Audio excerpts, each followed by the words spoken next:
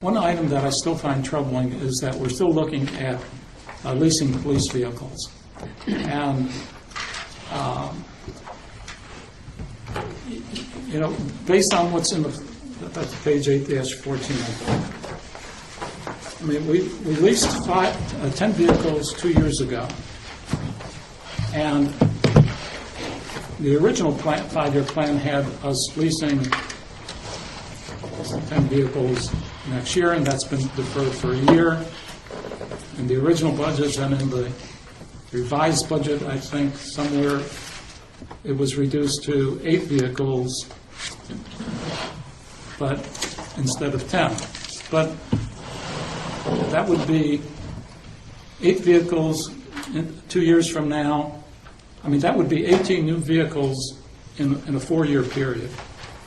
And I think that the city, I think that we're at the point where we should be able to get by on 2 vehicles per year, and we need to get away from leasing. So Is that part of the budget this year? it's part of the 5-year plan. Well, I'm talking, we're here tonight to talk about the budget for 2010. Is it part of the 2010 budget? We're also here to discuss the 5-year plan. Well, you can come in and talk about that anytime you want to. I want to stay on track and stay on 2010 budget. So these, as far as I'm concerned, that's out of order, and we're not going to proceed on that anymore. Let's go, if you got something else that pertains to 2010, I'm willing to listen, and I'm going to support it. appeal the decision. You can't appeal. I can appeal the decision of the board. Point of order. You cannot appeal. The ruling is final. So move on.